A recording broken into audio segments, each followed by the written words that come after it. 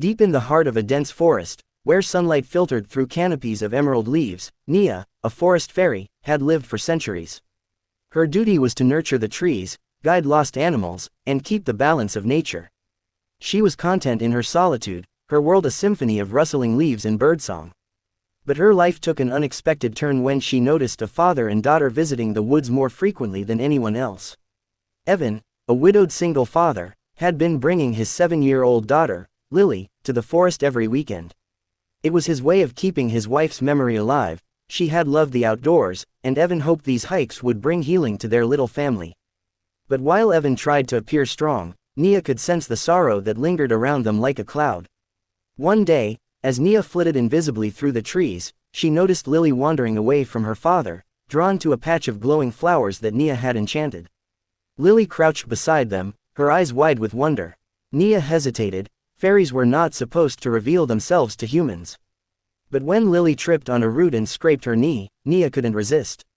Appearing in her human-sized form, with shimmering wings and a soft glow around her, Nia knelt beside Lily. "Are you hurt, little one?" Lily stared, her pain momentarily forgotten. "Are you a fairy?"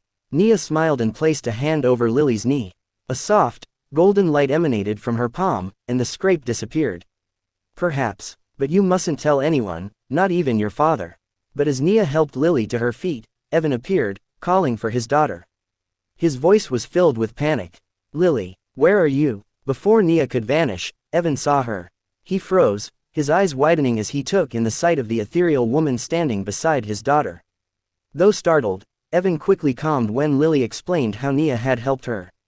He was skeptical at first, but as Nia spoke, her calm, melodic voice and kind demeanor eased his doubts. Over time, Nia became a quiet presence in their lives. She guided them to secret trails in the forest, shared stories of its ancient magic, and even healed a bird Lily found injured one day. Evan found himself drawn to her warmth and her connection to the forest, while Lily adored her like a magical older sister. But as the days passed, Nia noticed something changing in herself. For centuries, she had been content with her solitary existence, tending to the forest. Now, she found herself looking forward to their visits, laughing at Lily's jokes, and cherishing the moments she spent with Evan. One afternoon, during a hike, Lily accidentally touched Nia's enchanted necklace, a charm that contained the heart of her magic. The necklace glowed brightly, and suddenly, Lily could see the forest as Nia did, alive with shimmering lights, playful spirits, and whispers of ancient trees. Lily was delighted, but Evan grew concerned. "What does this mean?" he asked, his voice heavy with worry. Nia explained that the necklace allowed Lily to see the magic of the forest. "But it's temporary," she assured him. "When the charm fades, she'll see the world as it was." Evan looked at her, his eyes searching. "Why do you care so much about us?" he asked. Nia hesitated, her heart aching.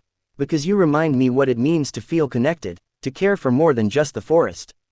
I never knew I could feel this way until I met you both." As the bond between Nia and the little family deepened, she found herself at a crossroads.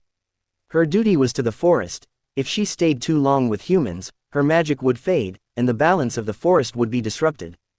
But the thought of leaving Evan and Lily filled her with a sadness she had never known.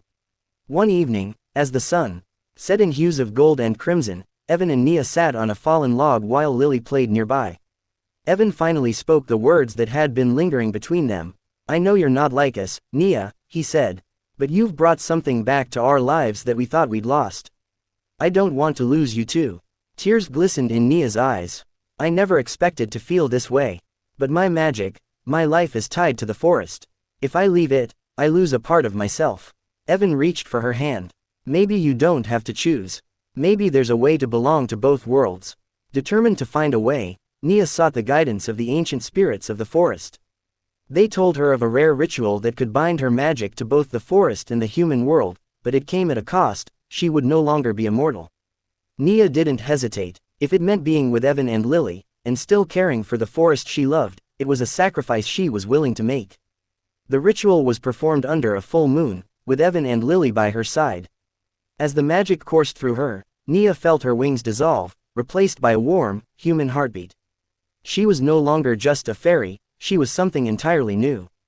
Nia moved into the little cottage Evan had built near the edge of the forest. Together, they created a life filled with laughter, love, and magic. Nia continued to care for the forest, teaching Lily its secrets, while Evan found joy in seeing his daughter smile again. And though Nia had given up her immortality, she had gained something far more precious, a family. Moral of the story: love and connection can bridge even the widest gaps, creating a harmony that enriches both worlds. Sometimes, the greatest magic lies in the sacrifices we make for the ones we love.